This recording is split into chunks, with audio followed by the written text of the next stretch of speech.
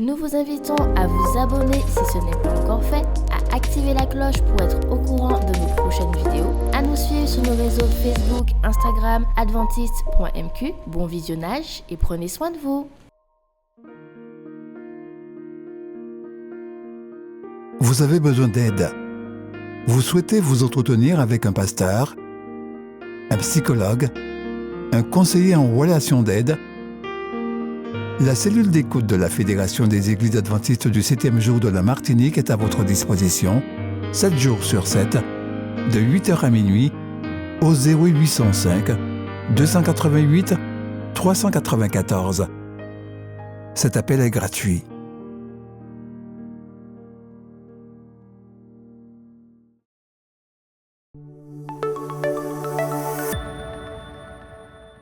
Dorcas a découvert une nouvelle manière de partager son amour pour Jésus dans un petit village dans la jungle de la Papouasie-Nouvelle-Guinée. Elle commença par copier des versets bibliques sur des feuilles de papier pour les partager avec ses 2 meilleurs amis qui acceptèrent de les mémoriser.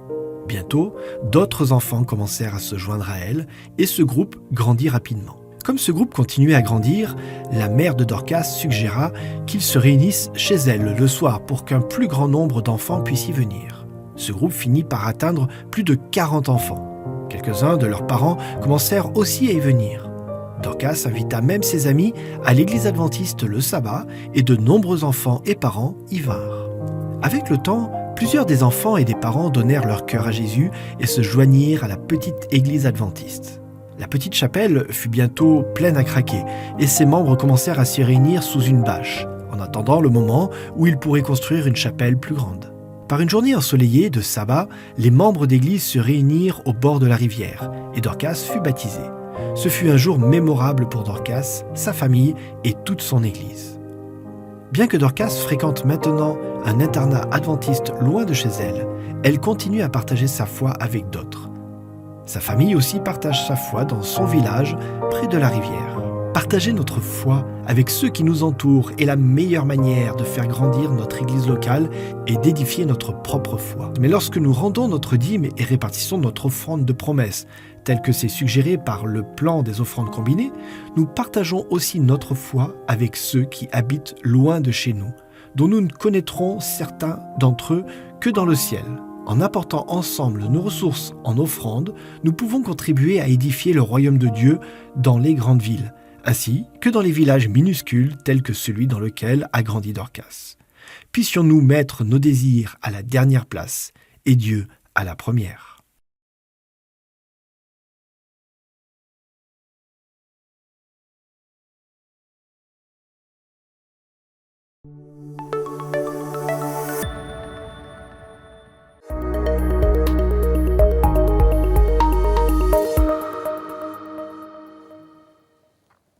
Chers frères et sœurs, chers amis, je voudrais tout d'abord vous souhaiter un très bon sabbat sous l'égide de notre Seigneur.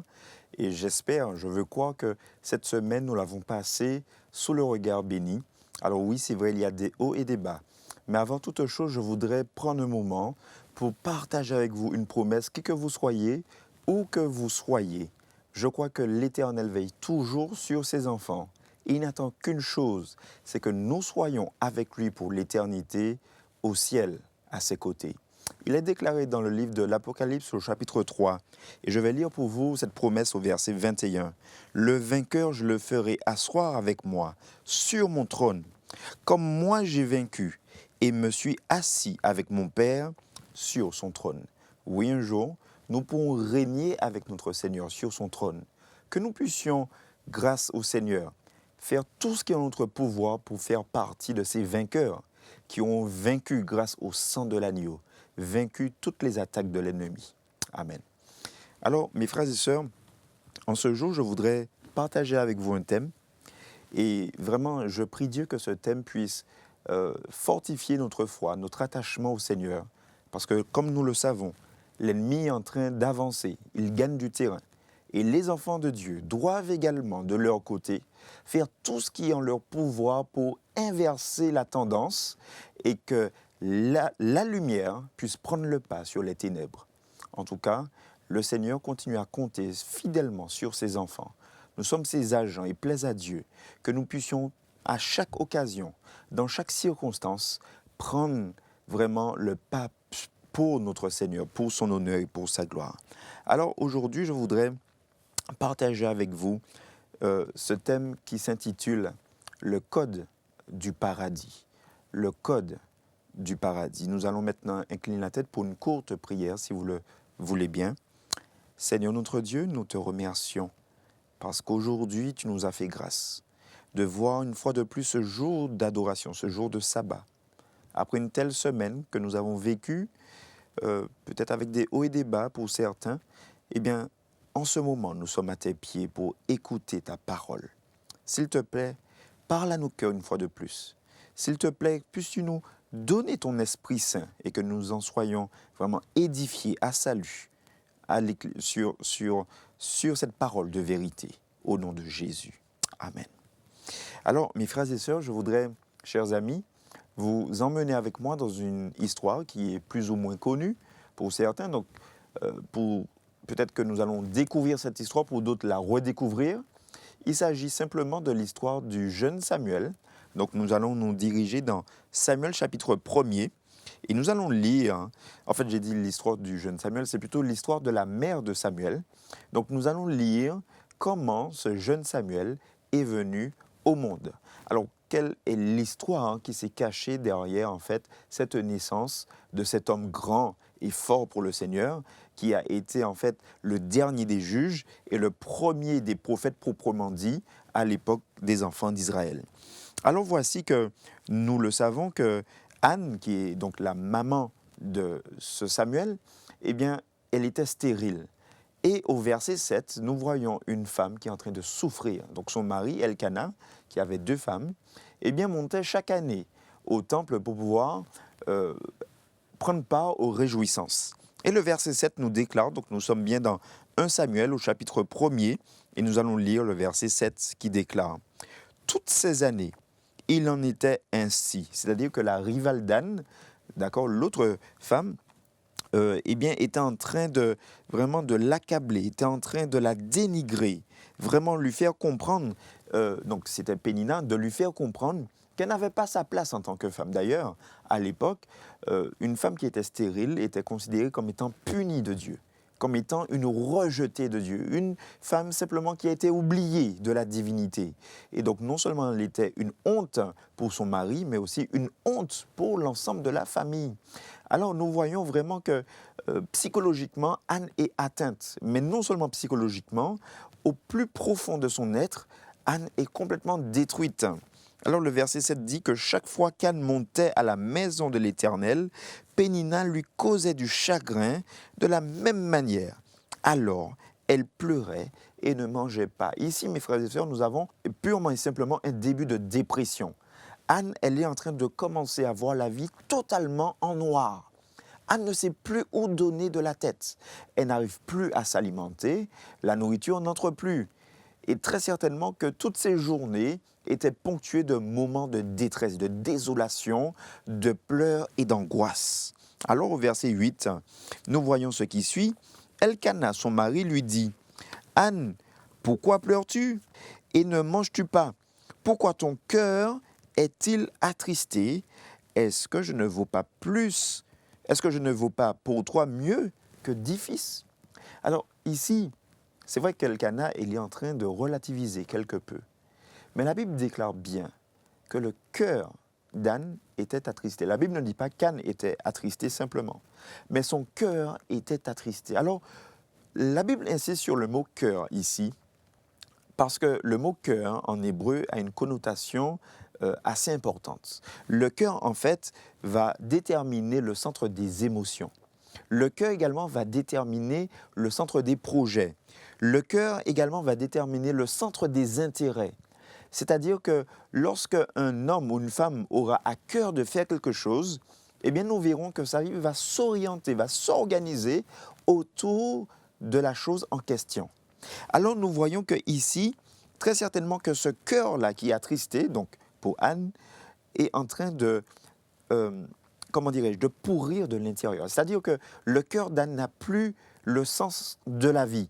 C'est-à-dire que son cœur est totalement désorienté, prêt à sombrer comme je le disais tout à l'heure, dans l'angoisse, dans l'amertume et dans la dépression. Le cœur, mes frères et sœurs, est très important pour celui qui se dit chrétien et pour savoir dans quelle orientation son cœur est-il dirigé. Alors la Bible continue l'histoire au verset 9. Il est déclaré « Anne se leva après que l'on eut mangé et bu à Silo. Le sacrificateur Élie était assis sur un siège près du montant de la porte du temple de l'Éternel. » Alors il est intéressant de noter ici que Anne, elle est très perspicace. Elle voit plus loin et en fait, c'est une femme qui est intelligente. Elle réfléchit. Alors, quand la Bible dit que les hommes et les femmes étaient en train de manger et de boire, la Bible fait simplement référence aux festivités qui prenaient place par rapport à la fête, qui se tenait à l'instant précis. Donc, simplement, la Bible dit que lorsque les gens ont fini de festoyer et que les lieux ont commencé à se vider, à ce moment-là, quelque chose prend place, mes frères et sœurs. Et je voudrais attirer votre attention, chers amis, sur ce moment précis où la Bible déclare que Anne se leva après que l'on eut mangé et bu à Silo. Donc, effectivement, l'endroit, le lieu où les adorateurs venaient est en train de se vider, puisque les gens ont fini de festoyer, de boire et de manger. Le lieu se vide et quelque chose se passe dans le cœur d'Anne. Donc ce cœur qui, nous l'avons vu, qui est le centre de sa vie, en fait, son intérêt premier, d'accord, qui est en train de souffrir, va prendre une décision. La Bible dit bien qu'elle se leva. Et le verbe en hébreu ici pour se lever veut dire devenir puissant, prendre possession des circonstances, qui veut dire aussi persister, qui veut dire en fait s'établir, s'élever, devenir accompli, c'est-à-dire parvenir à une situation de maturité. Vous savez, c'est très intéressant de voir que ce verbe hébreu, pour se lever en français, intervient juste ici, au moment où on a l'impression qu'Anne est en train de piquer du nez, c'est-à-dire elle est en train de foncer droit dans le mur, et elle fait face en fait à cette dépression. La Bible dit bien qu'elle... En fait, elle n'est pas simplement en train de se lever d'une chaise, mais elle est en train de reprendre sa vie en main. Et cela est déjà un premier aperçu pour celles et ceux qui, aujourd'hui, sont en train de vivre des situations complexes. Cela est un premier aperçu, mes frères et sœurs, chers amis, pour celles et ceux qui pensent que la vie pour eux est terminée, que telle situation est déjà pliée. Alors la Bible nous dit bien qu'à un moment ou à un autre, nous devrons nous mettre debout. Ce qui veut dire que nous devrons prendre possession de la chose, c'est-à-dire prendre les choses en main. Anne, très certainement qu'elle s'est dit, j'en ne peux plus de souffrir, je n'en peux plus d'avoir cette mine décomposée, quelque chose doit se passer. Et c'est très important parce que l'ennemi, tout ce qu'il veut, mes frères et sœurs, chers amis, c'est que nous puissions sombrer dans le désespoir. L'ennemi, tout ce qu'il veut, c'est que nous puissions avoir la tête sous l'eau. Et il s'arrange par tous les moyens pour nous garder en captivité dans ses griffes. Alors, lorsque nous continuons l'histoire, nous constatons que cette prise de décision-là va passer par la prière. Alors, oui, c'est une deuxième instruction pour nous aujourd'hui. Anne ne va pas se lever par ses propres forces.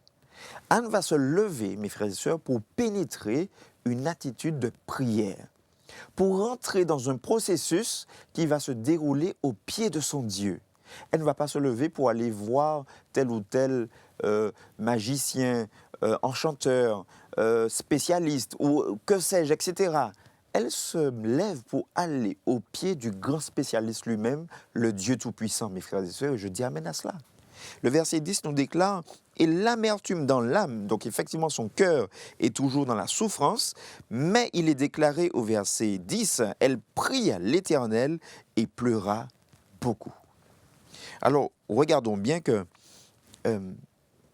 quelque chose va se passer au verset 12. Regardez le verset 12.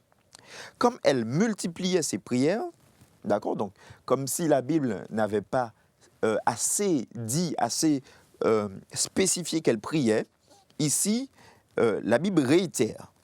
Comme elle multipliait les prières devant l'Éternel. Donc, elle est vraiment en train de répandre son âme, d'épancher son âme devant le Seigneur. elle est vraiment en train de répandre le fin fond de son ressenti, de ses émotions devant son Seigneur.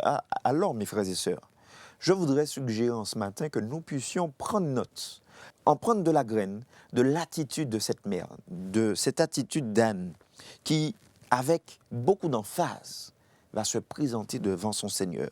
Et il est dit ceci, elle multipliait donc les prières devant l'Éternel, et Élie observa sa bouche.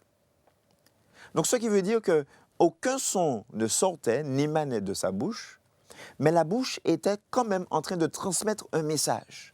La bouche est en train de démontrer une action qui se passe bel et bien à ce moment-là. Alors, comme vous l'avez pu le constater, j'ai omis le verset 11 volontairement. Donc, quand on retourne au verset 11, la Bible nous dit qu'est-ce qui se passe à travers ces lèvres-là. Et le verset 11 nous dit que les lèvres sont en train de remuer parce qu'elle est, il dit la Bible, elle est en train de faire un vœu à Dieu. Et elle déclare, « Éternel, Dieu des armées, si ton regard s'arrête sur l'humiliation de ta servante. » Donc nous voyons vraiment, comme je disais tout à l'heure, que le fait d'être stérile, c'était réellement une humiliation de ta servante. Si tu te souviens de moi, et n'oublie pas ta servante, et si tu donnes un garçon à ta servante, je le donnerai à l'Éternel pour tous les jours de sa vie. Et le rasoir ne passera pas sur sa tête. Ici, il s'agit d'une promesse que qu'Anne est en train de prononcer à son Seigneur, à son Dieu. Elle est comme en train de passer un pacte avec son Seigneur. Alors, ce vœu-là, mes frères et sœurs, ce n'est pas n'importe quel vœu. Alors, aujourd'hui, je ne vais pas m'arrêter sur ce vœu, peut-être pour une prochaine fois, parce qu'il y a quand même pas mal de choses à décrypter au verset 11. Mais je voudrais tout de même porter votre attention à ce qui va se passer maintenant au verset 13. Regardez le verset 13. Anne parlait dans son cœur, seules ses lèvres remuaient. Alors, effectivement, quand on dit qu'on parle, en général, c'est avec la bouche. Écoutez bien, quand on parle en général, c'est avec la bouche. D'ailleurs, le verset précédent, le verset 12, nous dit que c'est uniquement que la bouche qu'Élie pouvait voir. Donc quand on parle normalement, c'est avec la bouche. Toutefois, la Bible précise au verset 13 qu'elle parlait dans son cœur, mais seules ses lèvres remuaient. Mais l'on n'entendait pas sa voix. Élie donc a pensé, logiquement, qu'elle était ivre. En fait, mes frères et sœurs, la bouche ici est en train de traduire ce qui se passe dans le cœur. Et cela est très, parlant, effectivement, pour nous aujourd'hui. Parce que très souvent, nous voyons que, ici et là, pour certaines personnes, parfois, ça nous est déjà arrivé de prendre part à des situations où nous voyons que notre vis-à-vis se fait trahir par sa bouche, tout simplement, parce qu'il a pensé trop fort ce qui était dans son cœur. Il a pensé trop fort ce qu'il avait à l'esprit, et puis la bouche s'est ouverte et la parole a été prononcée, la parole a été dite. Et très souvent, on ne peut pas ravaler ce qui a été prononcé. Et la bouche, mes amis, ici dans ce contexte-là, a une connotation également qui est très particulière. Et puis, pour bien comprendre donc ce que veut dire la bouche, je vous emmène avec moi dans un autre texte qui se trouve cette fois-ci dans le livre, donc nous sommes cette fois-ci dans le Nouveau Testament. Et je voudrais prendre avec vous Romains au chapitre 10. Romains au chapitre 10. Il y a un texte également qui parle de ces deux éléments. Nous sommes toujours dans l'analyse de décrypter donc, le code du paradis. Et nous allons comprendre maintenant avec Romains ce que l'apôtre Paul essaie de nous dévoiler à travers Romains chapitre 10. Romains chapitre 10 au verset 9 nous dit « Si tu confesses de ta bouche le Seigneur Jésus, et si tu crois dans ton cœur que Dieu l'a ressuscité d'entre les morts, tu seras sauvé. » Alors, il est intéressant de noter que les deux éléments que nous avons vus avec Anne, c'est-à-dire son cœur et sa bouche, son cœur qui était attristé et la bouche qui a révélé ce qui était dans le cœur, se retrouvent également dans le livre de Romains au chapitre 10. La Bible déclare « Si tu confesses de ta bouche le Seigneur Jésus, et si tu crois dans ton cœur que Dieu l'a ressuscité d'entre les morts, tu seras sauvé. Alors mes frères et sœurs, la bouche, comme je le disais, a une connotation qui est bien particulière. La bouche va simplement révéler les pensées de l'âme. La bouche également sera utilisée comme pour dépeindre le tranchant de l'âme, c'est-à-dire le tranchant des pensées. Lorsque mes pensées vont commencer à émettre des idées, etc., quand la bouche va s'ouvrir pour trancher ce qui se passe comme activité cérébrale.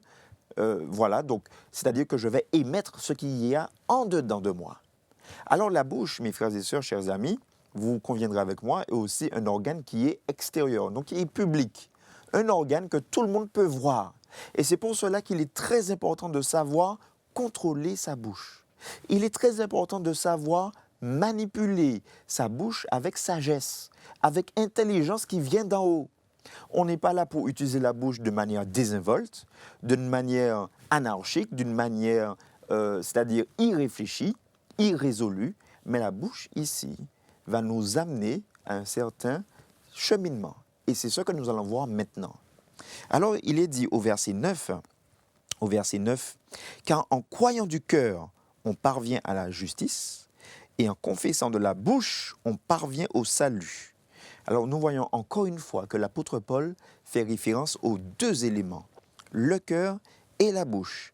Alors, comme je disais, la bouche a ce caractère qui est public, et tout ce qui est public, mes frères et sœurs, sera soit en fonction, c'est-à-dire soit prononcé pour le bien ou pour le mal, ou alors soit pour la glorification, la gloire, je dirais plutôt la gloire du royaume de Dieu, ou celle de l'ennemi. Et c'est pour cela que tout ce que ma bouche va produire sera un témoignage vivant. Soit un témoignage pour mon Dieu, pour mon Seigneur et mon Sauveur Jésus-Christ, ou alors soit pour l'ennemi.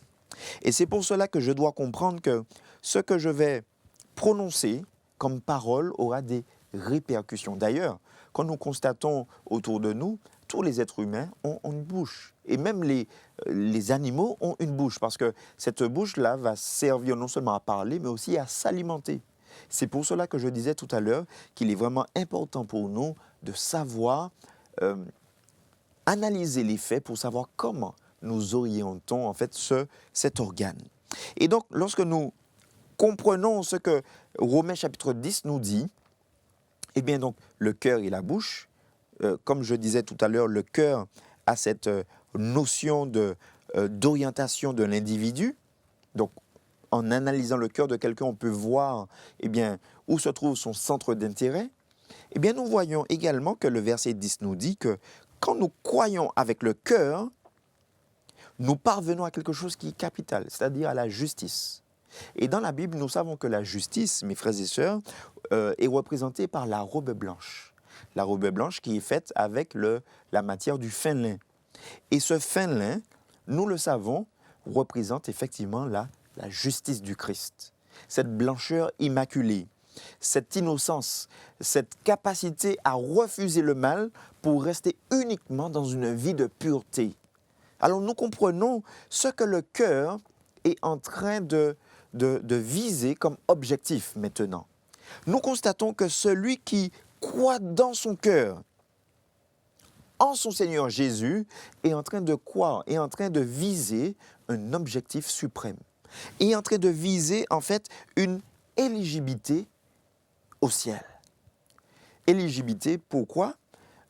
Parce que simplement, il est en train de ressembler à son Seigneur. Il est éligible au royaume des cieux. Alors ici, nous avons le premier élément qui se trouve dans le code du paradis, le cœur. Le cœur qui est en train de s'apparenter à la justice du Christ, qui est en train de se lier à la justice du Christ. Et ensuite, il continue en disant, toujours dans le même verset 10, « Et en confessant de la bouche, on parvient au salut. » Le salut, en fait, qui est la vie éternelle.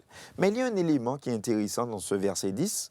Constatons ensemble que dans les deux cas, c'est-à-dire pour le cœur et pour la bouche, donc pour le cœur, on parvient à la justice, et pour la bouche, on parvient au salut, il y a un terme qui est employé qui n'est pas des moindres.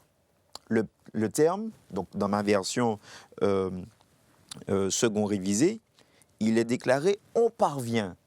Et en fait, ce terme-là en grec, « on parvient », vient du terme donc « eis » qui veut dire, le terme en grec « eis » qui veut dire « pénétrer », qui veut dire également « devenir ».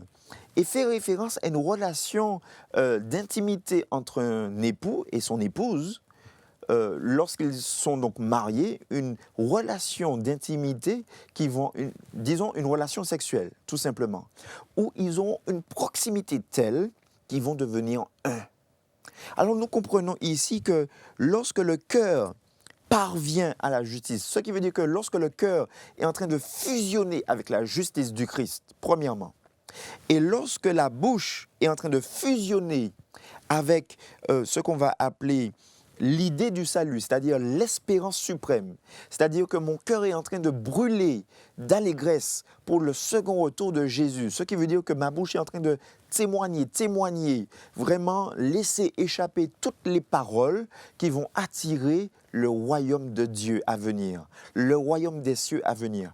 Lorsque je suis en train d'expérimenter une fusion de mon cœur avec la justice et de ma bouche avec le témoignage du royaume de Dieu à venir, la Bible dit bien que je parviens au salut. Tel est, mes frères et sœurs, ce que Anne a expérimenté. De son cœur est sorti quelque chose pour son Dieu. Cela s'est vérifié effectivement par sa bouche. Et nous savons effectivement que par la suite, l'enfant Samuel a vu le jour. Nous voyons que par la suite, son humiliation, sa dégradation a été complètement effacée, a été enlevée. Et elle a donné naissance à l'un des hommes de la Bible les plus fameux de l'histoire israélite. Nous voyons également que lorsque, en tout cas nous retournons en Romains chapitre 10, nous voyons que nous faisons cette expérience-là avec le Seigneur. Eh bien, la Bible dit bien au verset 11 de Romains 10, « Quiconque croit en lui ne sera pas confus ». Nous vivons dans un monde qui est plus que confus. Nous vivons dans un monde qui est plus que retourné dans tous les sens, c'est-à-dire qui est chamboulé, à droite, à gauche. Nous ne savons plus où mettre de la tête. Mais celui, mes frères et sœurs, qui se remet à son Seigneur au niveau de son cœur et de sa bouche, ce qui veut dire que, nous avons déjà détaillé, nous avons compris de quoi s'agit-il, eh bien la Bible dit bien qu'il ne sera jamais confus. En d'autres termes, il pourra marcher la tête haute. Il pourra marcher, non pas dans les ténèbres, mais dans la lumière, être appelé un enfant de lumière. Et c'est pour cela que nous n'avons pas besoin d'attendre d'être au ciel. Nous n'avons pas besoin d'attendre d'être dans la présence de Dieu pour commencer à devenir comme lui. La Bible nous enseigne que nous devons commencer à devenir comme notre Seigneur Dieu dès maintenant. C'est-à-dire en attendant son second retour. C'est-à-dire à devenir ses fidèles représentants sur terre. Et je voudrais attirer notre attention en ce moment sur l'opposé. C'est-à-dire pour toutes celles et ceux qui se disent « je ne suis pas là pour comprendre les codes justement bibliques, c'est-à-dire ce que le Seigneur veut pour moi. Je ne suis pas là non plus pour découvrir le code du paradis, c'est-à-dire comment faire pour avoir la vie éternelle, c'est-à-dire régner avec mon Seigneur dans cette éternité vraiment de réjouissance avec mon Seigneur. Pourquoi ne pas vivre ma vie? Pourquoi ne pas simplement faire à ma tête? Eh bien, je peux vous dire que les choses sont déjà ainsi dans l'Église. Et d'ailleurs, la Bible en parle dans 2 Jean, verset 7. Ici, Jean est en train d'avertir pour dire qu'il y a déjà des personnes ainsi au sein même de l'Église. Alors, je voudrais simplement me faire l'écho de la Bible de Jean qui déclare « Car dans le monde sont entrés plusieurs séducteurs qui ne confessent pas Jésus-Christ venu dans la chair, voilà le séducteur et l'antéchrist. » Et même la servante du Seigneur, c'est-à-dire Ellen White, en parle, l'esprit de prophétie en parle, en disant que beaucoup d'antéchrists ont déjà infiltré l'Église, mes frères et sœurs. Des personnes qui ne confessent pas le nom de Jésus-Christ. Et alors, qu'est-ce que veut dire confesser? Nous l'avons déjà vu, que Romains 10 en parlait, que si nous confessons de notre bouche et si nous croyons en notre cœur, et ici, le même terme est employé, ceux qui ne confessent pas le nom de Christ. Alors je vais m'arrêter sur cette idée. Le mot confesser veut dire simplement ne pas être en accord, ne pas être ensemble, ne pas être dans une intimité. Toutes celles et ceux, mes frères et sœurs, qui font chemin à part, qui se séparent de la présence de Jésus, qui ne se considèrent pas comme étant associés à Jésus. Donc confesser qui vient du mot grec homologéo, qui vient du terme français homologué. C'est-à-dire que je ne m'associe pas à Jésus. Toutes ces personnes se font l'écho de l'ennemi. Plaise à Dieu que nous soyons vraiment des partisans du royaume des cieux. Plaise à Dieu que nous puissions expérimenter cette vie de prière, comme l'a fait Anne, afin que notre cœur puisse être en adéquation avec ce que notre Seigneur désire pour nous. Anne, très certainement qu'elle est passée par toutes ces péripéties, mais elle a ouvert sa bouche, je le rappelle. Elle a prononcé une prière. Elle est rentrée dans une vie de prière. Elle est entrée dans une dynamique où tout ce qui tournait autour d'elle était, je dirais très certainement qu'elle a fait abstraction de tout cela afin de se consacrer à la prière. Mes frères et sœurs, le moment est venu pour nous de nous consacrer à une vie de prière. Le moment est venu pour nous de nous remettre en question pour savoir où se trouve notre cœur. Il y a un texte qui dit dans la Bible, « Là où est ton trésor, et là aussi sera ton cœur ». Alors, mes frères et sœurs, que nous puissions réellement savoir que notre Dieu revient bientôt. Il revient nous chercher. Et il attend simplement que nous puissions nous mettre dans cette dynamique d'annoncer son prochain retour. Et que nous puissions par tous les moyens faire des disciples pour lui. Nous, déjà, que nous soyons disciples, afin que nous puissions en retour faire des disciples autour de nous. Que Dieu puisse nous fortifier dans cette mission, qu'il puisse vraiment nous conduire à travers son Esprit Saint et que nous puissions, à l'instar d'Anne, avoir cette vie de soumission, cette vie vraiment de totale consécration à la cause de notre Seigneur. Et de là, à travers nous et pour sa gloire, il pourra accomplir de grandes choses. Que Dieu nous bénisse et bon sabbat. Prions ensemble. Seigneur, nous te remercions pour ta parole de vie et que cette dernière puisse vraiment nous vivifier. Que cette dernière puisse vraiment nous montrer la voie à suivre, ce code qui nous mène au paradis. Nous voyons comment ta parole est tellement organisée, comment nous comprenons, nous analysons tous les détails qui nous font prendre conscience de l'orientation que chaque domaine de notre vie devrait avoir. S'il te plaît, Seigneur, parle à nos cœurs et que nous soyons plus que jamais sous l'égide de ton divin regard. Seigneur, nous sommes à ton service. Utilise-nous pour ta gloire et que ce sabbat te soit agréable au nom de Jésus. Amen.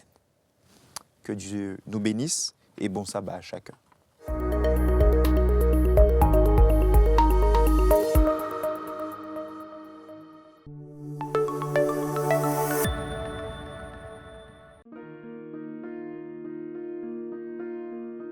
Vous avez besoin d'aide.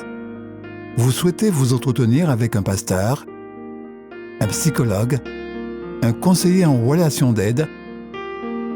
La cellule d'écoute de la Fédération des Églises adventistes du 7e jour de la Martinique est à votre disposition, 7 jours sur 7, de 8h à minuit, au 0805 288 394. Cet appel est gratuit.